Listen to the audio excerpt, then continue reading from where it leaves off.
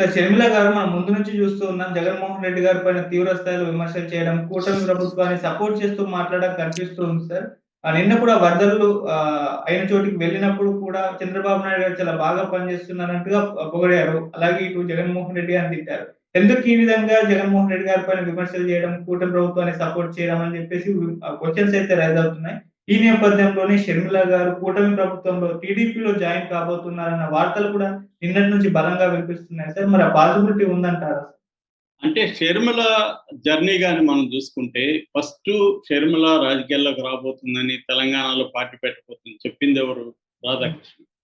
Andhra Jyothi owner Radhakrishna.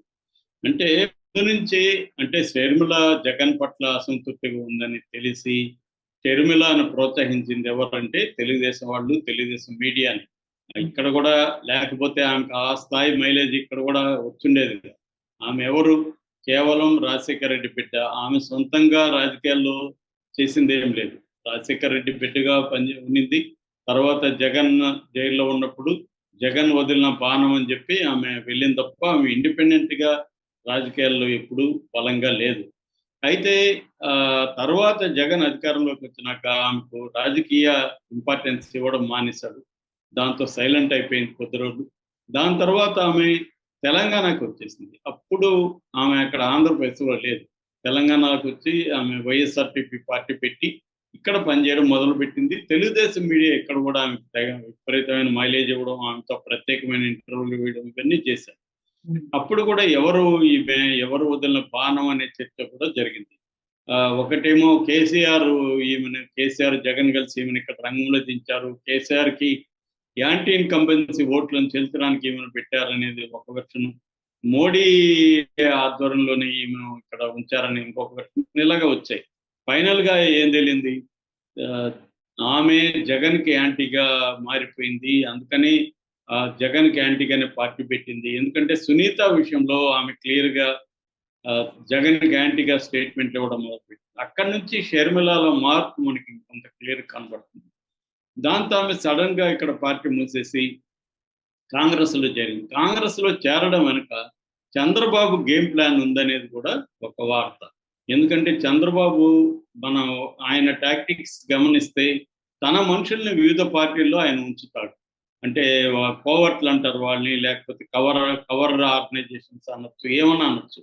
So వీళ్ళని వేరే వేరే పార్టీలకు పెట్టారు. తను ఓపెన్‌గానే నలుగురు రాజ్యసభ సభ్యుల్ని బీజేపీలోకి పంపించలేదు. అట్లాగే బీజేపీలో కొంతమందిని పంపించి బీజేపీతో టైఅప్ పెట్టుకొని తన మనుషులకే మళ్ళీ ఆయన పదవులు ఇచ్చిన కామినేని శ్రీనివాసరావు లాంటి పదవులు ఇప్పుడు సత్యకుమార్ ఆయన కూడా తెలుగుదేశం వ్యక్తి.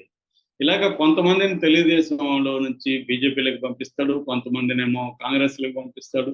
రేవంత్ రెడ్డి కూడా ఆయన పంపించిన వ్యక్తే కదా. ఆయన చేరమంటేనే రేవంత్ రెడ్డి వెళ్ళి కాంగ్రెస్‌లో చేరాడని రేవంత్ రెడ్డి చెప్పినట్టుగా ఉన్నాడు ఒకసారి. సో ఆయన ఇలాగ వేరే వేరే పార్టీలకి తన మనుషులను పంపించడం ద్వారా రాజకీయాల్ని కంట్రోల్ చేయడంలో చంద్రబాబు సిద్ధహస్తుడు. అలాగా షర్మిలని అప్పట్లో తన పార్టీలకు కానీ తీసుకుంటే ఆమెకు క్రెడిబిలిటీ ఉండదు. జగన్‌కి వ్యతిరేకంగా అప్పుడు తెలుగుదేశం గుంపులో ఈమె ఒకటి అయిపోతుంది. అందుకని తెలివిగా చంద్రబాబు ఏం చేశాడంటే రేవంత్ రెడ్డి ద్వారా, డీకే శివకుమార్ ద్వారా పావులు కలిపి కాంగ్రెస్‌లోకి ఆమెను పంపించాడనేది ఒక వార్త. సో అలాగా ఆమె కాంగ్రెస్ కూడా పరిస్థితి ఏంటి? కాంగ్రెస్‌కేమో అక్కడ కోమాలో ఉంది. ఆంధ్రప్రదేశ్‌లో కాంగ్రెస్ పార్టీ 2% ఓట్లు కూడా లేని పరిస్థితిలో ఉంది. సో అందుకని వాళ్ళకి ఎవరో ఒకరు అవసరం అయ్యారు. సరే ఈమెకి ఎలాగో మన వైఎస్ఆర్ లెగసీ ఉంది. జగన్‌కి ఏ సామాజిక వర్గాలు అయితే సపోర్ట్ చేస్తున్నాయో అంటే దళితులు కావచ్చు, క్రిస్టియన్ సామాజిక వర్గం కావచ్చు, రెడ్డి కావచ్చు, ముస్లింలు కావచ్చు, వీళ్ళందరూ ఈమెకు కూడా సహాయపడే అవకాశం ఉంది అని చెప్పి రంగంలోకి దించారు. సో అలాగా అసలు రావడమే ఆమె ముందు నుంచే చంద్రబాబు ఫోల్డ్‌లోనే ఉందన్న విమర్శలు అయితే ఉన్నాయి. చంద్రబాబు స్క్రిప్ట్‌ని అమలు చేస్తుందని విమర్శించారు. బట్ అప్పుడు కొంతవరకు జగన్ ఈ వాదన అయితే ఏదో ఉందో ఆమె చంద్రబాబు మనిషి అనే వాదనని ప్రజలందరూ నమ్మలేదు. ఎందుకంటే ఆమె అధికారంలో జగన్ ఉన్నాడు కాబట్టి జగన్‌కి యాంటీగా పోరాటం, వివేకానంద ఇష్యూని బలంగా తీసుకెళ్లడం, ఇవన్నీ ఎలక్షన్‌లోకి వచ్చేసరికి ఆమె వల్ల కూడా జగన్ నష్టం జరిగిందన్నది వాస్తవం. ఎందుకంటే జగన్ ఓట్లని కొన్ని చోట్ల ఆమె చేర్చగలిగింది. ఆ రకంగా చంద్రబాబుకు ఉపయోగపడింది. చంద్రబాబు ప్లాన్ ఏంటంటే జగన్ ఓటు బ్యాంక్‌ని ఆమె కొంత చీలిస్తే చంద్రబాబుకి హెల్ప్ అవుతుంది. అది ఖచ్చితంగా చంద్రబాబు వ్యూహం పనిచేసింది. గతంలో కూడా వైఎస్ రాజశేఖర రెడ్డి కూడా అసలు చిరంజీవి దగ్గర పార్టీ పెట్టించిందే వైఎస్ రాజశేఖర రెడ్డి అనే ఒక వాదన ఉంది. అట్లాగే ప్రజారాజ్యం కాంగ్రెస్‌లోకి వెళ్ళిపోయే ముందు ప్రజారాజ్యం నుంచి అనేక మంది ఇటు వస్తామంటే కూడా ఆహ్, లేదు మీరు ప్రజారాజ్యంలోనే ఉండి మాకు అనుకూలంగా పనిచేయండి అని వైఎస్ రాజశేఖర రెడ్డి చెప్పాడని చెప్తారు. సో ఇది చాలా మంది రాజకీయ నాయకులు, సీనియర్ రాజకీయ నాయకులు చేసే టాక్టిక్స్. తమ మనుషుల్ని వేరే పార్టీలో పెట్టడం. అలాగా ఆమె పనిచేసింది. చంద్రబాబుకు ఉపయోగపడింది ఎన్నికల్లో. ఎన్నికలైన తర్వాత కూడా ఆమె జర్నీ చూస్తే ఆమె క్లియర్‌గా జగన్ మీదే పోరాడుతుంది తప్ప అధికారంలో ఉండే ఎన్‌డీఏ కూటమి మీద పోరాటం లేదు. యాక్చువల్‌గా కాంగ్రెస్ పీసీసీ అధ్యక్షురాలిగా ఆమె ప్రధాన కర్తవ్యం ఎన్‌డీఏకి వ్యతిరేకంగా పోరాటం చేయాలి. అంటే చంద్రబాబు ప్రభుత్వానికి వ్యతిరేకంగా పోరాటం చేయాలి. కానీ అది ఎప్పుడు చేయట్లేదు. కాంగ్రెస్ కూడా మరి ఆమెను ఎందుకు అలో చేస్తుంది? ఎందుకు చెప్పట్లేదు కాంగ్రెస్? నువ్వు ఎన్‌డీఏ ప్రభుత్వానికి వ్యతిరేకంగా పోరాడాలి కానీ జగన్‌కి వ్యతిరేకంగా ఎందుకు పోరాడుతున్నావు అని అడగట్లేదా? అన్న డౌట్లు ఇప్పుడు అందరికీ వస్తున్నాయి. మరి ఈమెకు తెలీదా రేపు నేను ఇలా చేస్తే కాంగ్రెస్ పార్టీ నన్ను నిందిస్తది, నన్ను తీసేయొచ్చని ఈమెకు తెలీదా? అంటే క్లియర్‌గా ఆమె అన్నీ డిసైడ్ అయింది. చంద్రబాబు డిసైడ్ అయ్యానని చెప్తున్నారు. ఆమె కాంగ్రెస్‌ని వదిలి తెలుగుదేశంలో చేరిపోయే అవకాశాలు ఆమెకు కనిపిస్తున్నాయి. తెలుగుదేశంలో చేరితే ఆమెకు మంత్రి పదవి కూడా ఇస్తానని చంద్రబాబు చెప్పాడని చెప్తున్నారు. ఆమెకు రేపొద్దున ఏ ఎమ్మెల్సీనో చేసి ఆమెకు మంత్రి పదవి ఇస్తానని చంద్రబాబు హామీ ఇచ్చినట్టు తెలుస్తుంది. అలాగ ఉన్నప్పుడు ఆమె మళ్ళీ రేపు 2029 ఎలక్షన్‌లో జగన్‌ని ఇబ్బంది పెట్టడంలో అంటే ఒక ఫ్యామిలీ ఎప్పుడైనా కూడా ఫ్యామిలీ మెంబరు, ఒక మహిళ, ఆడపడుచు నాకే అన్యాయం జరిగింది, జగన్ నాకే అన్యాయం చేశాడు, తోడబుట్టిన చెల్లికి ఇంక మీకు చేస్తాడా అన్న ఒక నెరేటివ్‌ని ముఖ్యంగా స్త్రీలలో తీసుకోవడంలో ఆమె బాగా హెల్ప్ అయింది.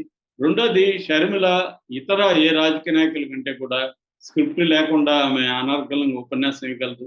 ధైర్యంగా తను అనుకున్నది చెప్పగలదు. కుండ బద్దలు కొట్టినట్టు చెప్పగలదు. ఇటువంటి పాజిటివ్ లక్షణాలు ఆమెకున్నాయి. ఏ మహిళా నాయకుడికి లేని పాజిటివ్ లక్షణాలు ఆమెకి ఆంధ్రప్రదేశ్‌లో ఉన్నాయి. సో వీటిని ఉపయోగించుకొని చంద్రబాబు మొన్నటి వరకు అటుపక్క ఉన్న దాన్ని మళ్ళీ తన వైపు తీసుకొచ్చి ఆమెను ఒక ఆయుధంగా జగన్‌కి వ్యతిరేకంగా వాడుకోవడంలో చంద్రబాబు సక్సెస్ అయ్యాడు. గతంలో కూడా చంద్రబాబు పవన్ కళ్యాణ్ కూడా ఇదే రోల్‌లో పెట్టాడు. పవన్ కళ్యాణ్‌ని ఆయన కూడా సెపరేట్ పార్టీ పెట్టించారు అంటే పవన్ కళ్యాణ్‌ని పార్టీ పెట్టడం వెనక కూడా చంద్రబాబు ఉన్నాడనే వార్తలు వస్తున్నాయి. సో పవన్ కళ్యాణ్ కూడా ముందు నుంచి తనకు అనుకూలంగా చేసుకుంటూ వచ్చాడు.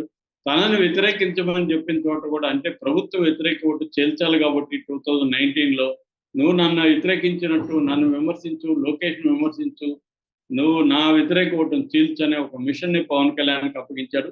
పవన్ కళ్యాణ్ అందుకని ఎక్కడ జగన్ వెళ్ళినా అక్కడ తాను వెళ్ళి అంతకుముందే వెళ్ళిపోయి ఆ సమస్యను తాను హైజాక్ చేసేసి తాను చంద్రబాబు ప్రభుత్వానికి వ్యతిరేకంగా పోరాడుతున్నట్టుగా జనాల్ని నమ్మించడంలో సక్సెస్ అయ్యాడు.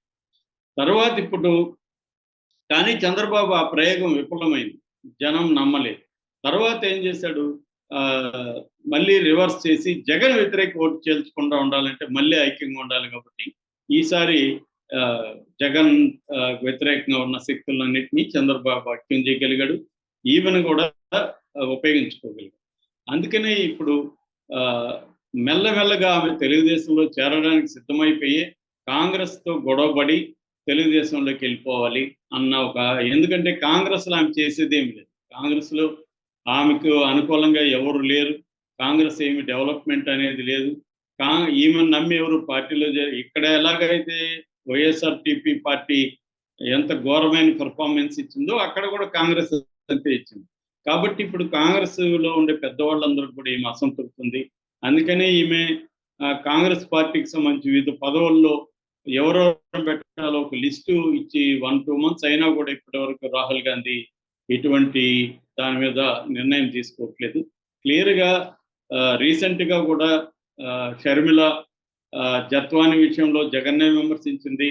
జగనే చేశాడని చెప్పింది. తర్వాత కుట్లవల్లేరు కేసులో అసలేమీ లేదని కితాబు ఇచ్చింది. చంద్రబాబుకి లేటెస్ట్‌గా బ్రహ్మాండంగా పనిచేస్తున్నాడు వరదల్లో చంద్రబాబు అని చంద్రబాబు కితాబు ఇస్తుంది. అంటే క్లియర్‌గా ఆమె జర్నీ గాని చూసుకుంటే ఖచ్చితంగా ఆమె తెలుగుదేశంలో జాయిన్ అవుతుందనే దాంట్లో సందేహం లేదు. తెలుగుదేశంలోకే ఆమె